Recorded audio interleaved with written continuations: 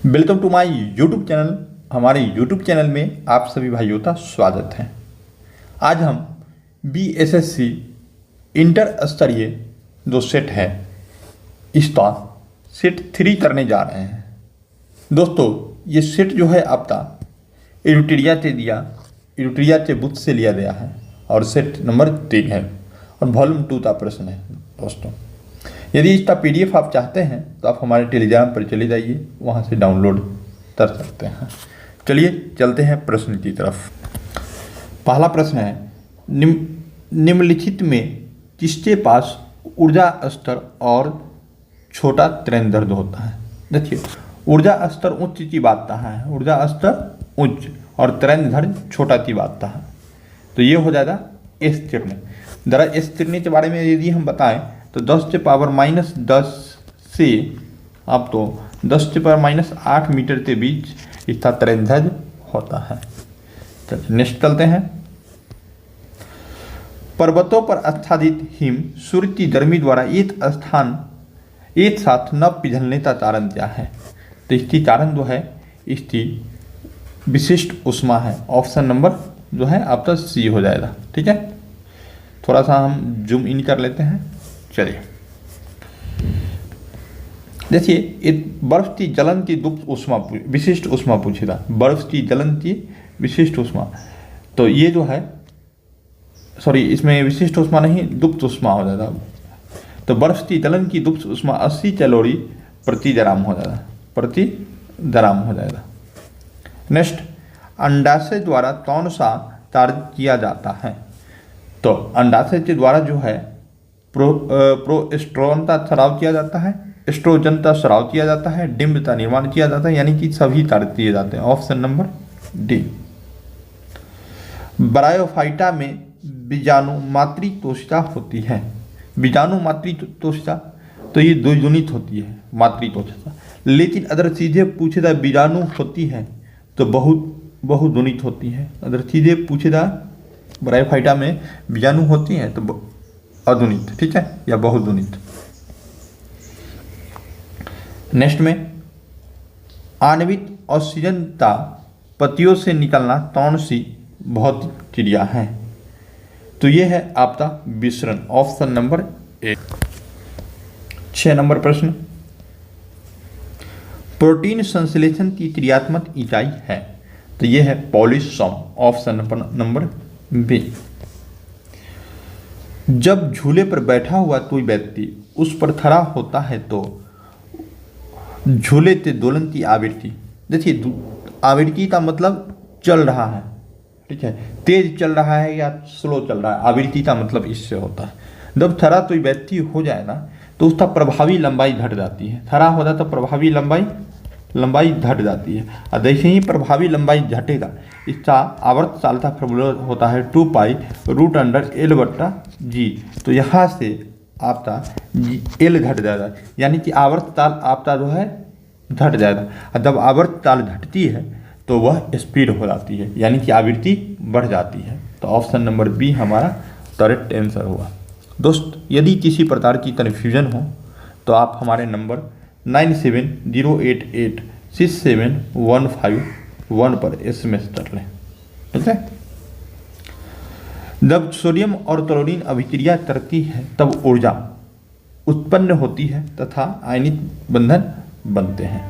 तो नेक्स्ट चलते हैं। निम्नलिखित में नाइट्रोजन 33 ऑक्साइड का उपयोग निश्चेतक के रूप में किया जाता है।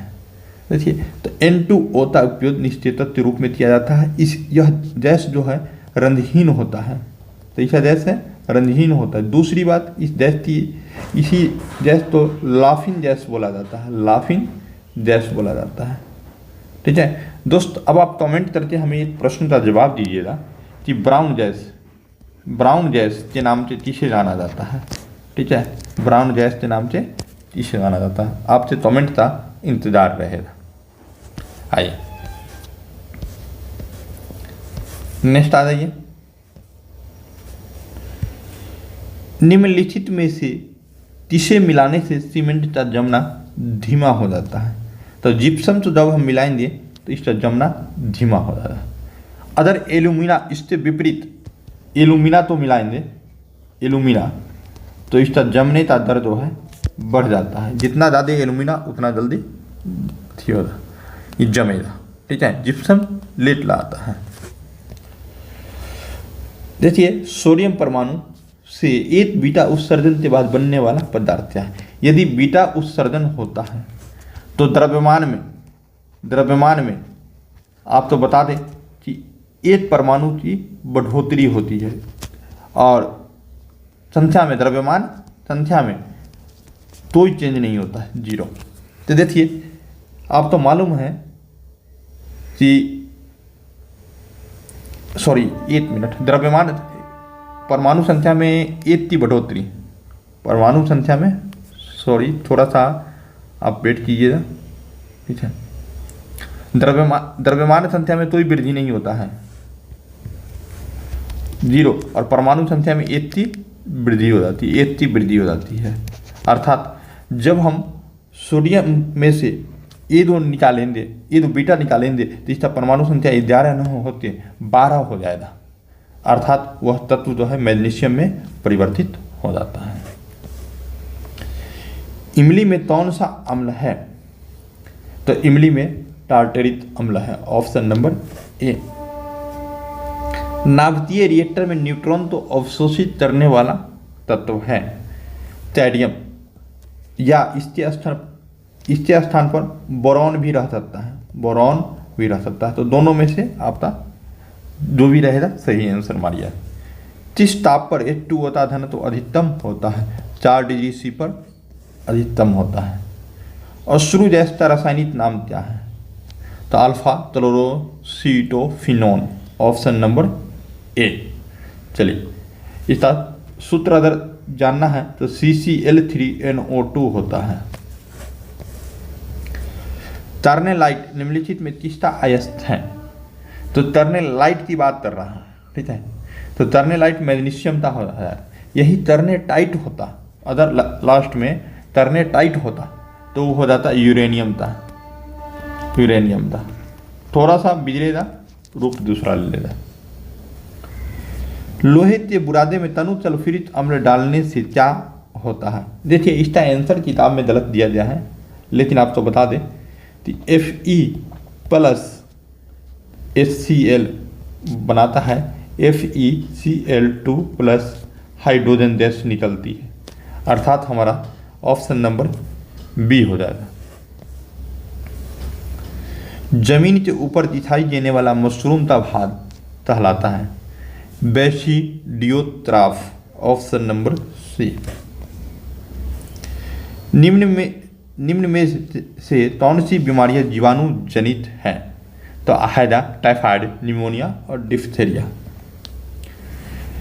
प्यारे दोस्तों, आप कमेंट बॉक्स में जीवाणु से होने वाले रोगों का ट्रिट कमेंट कीजिएगा। आइए नेक्स्ट में चलते हैं। रक्त समूह ओ तो सार्वत्रिक रक्तदाता कहा जाता है।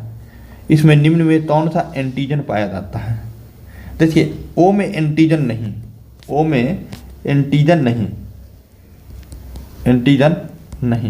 एबी में एंटीबॉडी नहीं, दोनों तो याद रखिए। वह वायरस जो अपने मेजबान तो मारे बिना प्रजनन कर सकता है कहलाता है। तो यह है टेम्परेट वायरस, ऑप्शन नंबर ए। स्तनधारियों में सामान्यतः शोषण के दौरान डायफ्राम होता है।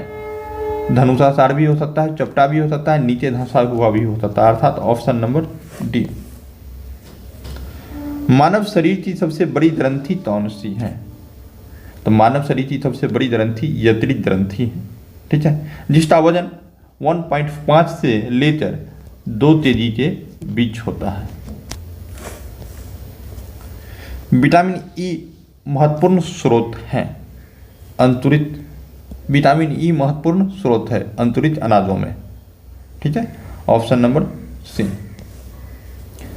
निम्नलिखित में किस युग में खुला परिसंचरण तंत्र पाया जाता है? तो तोंचरोत और चेतरा में, ऑप्शन नंबर सी। मोहनजोदड़ो से प्राप्त नर्तकी की मूर्ति किस धातु थी बनी थी? तो तांसे की बनी थी, ऑप्शन नंबर सी। प्रारंभिक ऋत वैदिक लोदों द्वारा किस धातु का प्रयोग सबसे पहले किया गया था? तो तांबा का प्रयोग सबसे पहले किया गया था। निम्नलिखित में तनिष्क के समकालीन कौन थे?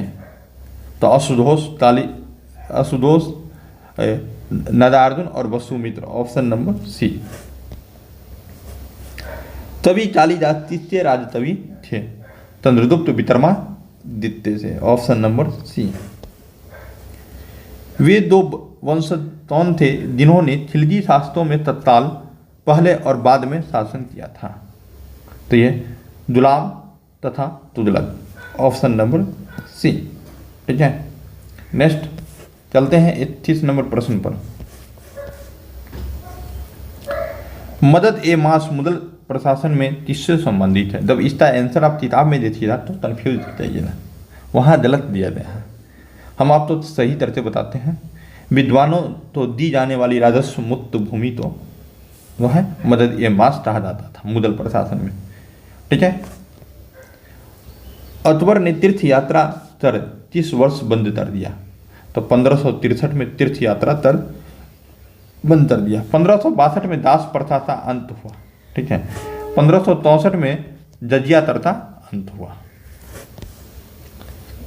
चटगांव शस्त्रागार पर हमले के दौरान कौन महिला क्रांतिकारी मारी गई थी? प्रीतिलता वाड्यार। ठीक है, ऑप्शन नंबर ए। चटगांव शस्त्रागार हुआ तब था 18 अप्रैल 1930 को। इनमें से कौन क्रांतिकारी तातोड़ी त्रेण षड्यंत्र से संबंधित नहीं था? प्रफुल्ल चाची, ऑप्शन नंबर सी। अदर तातोड़ी ट्रेन षड्यंत्र हुआ था 9 अगस्त 1925 को, इसको याद रखिएगा। निम्न में किस समाचार पत्र का संपादन गांधी जी ने किया था? तो नवजीवन था। मराठा था बाल गंगाधर तिलक ने किया था, याद रखिएगा।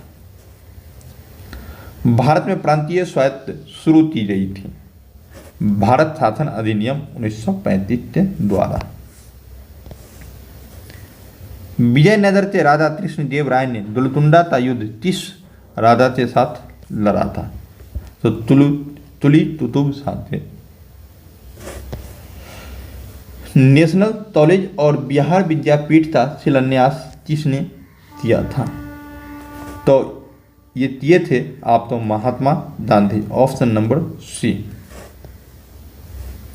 वर्ष 1946 में बनी अंतरिम सरकार में डॉक्टर राजेंद्र प्रसाद के पास कौन सा विभाग था? तो खाद्य एवं आपूर्ति विभाग था। ठीक है, देखिए अंतरिम सरकार में कुल सदस्यों की संख्या अब तो 14 थी, 14 थी। भारत में संसदीय ढांचे में 2 अस्थायी सदनों का नाम बताइए। तो लोकसभा और विधानसभा, ऑप्शन नंबर डी तो है करेक्ट आंसर हो जाएगा। राष्ट्रीय तोस्ता अभिरक्षक कौन सा अंग है? अभिरक्षक कौन सा अंग है? तो विधान मंडल। यदि यहाँ पर सांसद होता तो और बेहतर आंसर बन सकता था। ठीक है, आंसर चलिए। लोक सेवा आयोग के किसी सदस्य को हटाया जा सकता है? तो राष्ट्रपति द्वारा हटाया जा सकता है। और ये बात जो है हटाने की बात तो तय रही है, आर्टिकल 317 में तय रही है, आर्टिकल 317। निम्न में से एक भारत संघ का सह राज्य था और बाद में पूरा राज्य बना, वो था सिक्किम। सह राज्य बना था 1974 में और पूर्ण राज्य बना था 1975 में। इसके लिए जो संविधान संशोधन हुआ था 35वां संविधान संशोधन हुआ था, और इसके लिए जो हुआ था 36वां संविधान संशोधन हुआ था, जो कि 1974 में, 1975 में। 1974 में जो है सह राज्य बना था, सह राज्य। ठीक है, अब बाद में पूर्ण राज्य बना, ये पूर्ण राज्य। चलिए नेक्स्ट प्रश्न, निम्न में किसने प्रभावित समूह तो विधानमंडल का तीसरा सदन माना है? H.M. फाइनर ने, ऑप्शन नंबर बी। ठीक है। भारतीय संविधान की प्रस्तावना किस देश से ली गई है? तो देखिए प्रस्तावना जो है आप तो अमेरिका से ली गई है, यानी कि इसमें कोई भी ऑप्शन नहीं होगा। प्रस्तावना की भाषा जो है आपको आयरलैंड से ली गई है। नेक्स्ट में चलते हैं, हिमाचल प्रदेश में स्थित दर्रा है शिवकिला दर्रा, नाथुला दर्रा सिक्किम में है, जोजिला और जालेपला दोनों कमेंट करके आप लोग बता दीजिए कहाँ स्थित है। लिख दीजिए जोजिला, उसके बाद लिखिए आप लोगों का कमेंट थोड़ा सा हम तो एनर्जी देता है दोस्तों। निम्नलिखित में कौन सा देश अमेजन नदी बेसिन का एक हिस्सा है? ठीक है, अमेजन नदी बेसिन का हिस्सा रहता है। इस तो कल ही हम पढ़ाए हैं साउथ अफ्रीका के मैप, साउथ अमेरिका के मैप में। ठीक है, वह है वेनेजुएला, ऑप्शन नंबर बी। ठीक है, अमेजन की सबसे बड़ी सहायक नदी कौन होगा? अमेजन की सबसे बड़ी सहायक नदी मडीरा। चल, निम्न में से कौन सा राज्य नर्मदा नदी की घाटी का हिस्सा नहीं है?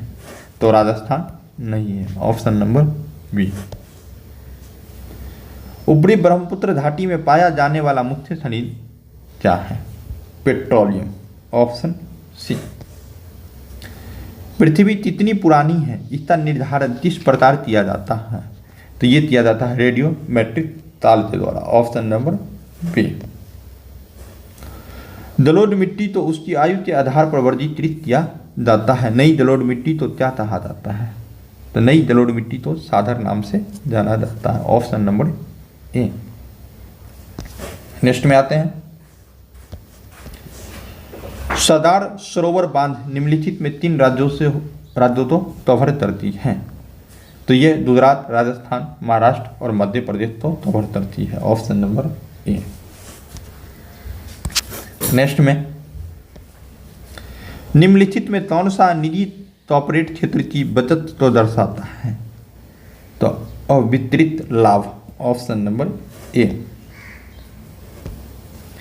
निम्नलिखित में कौन सा बंदरगाह आज़ादी के बाद सबसे पहले बनाया गया?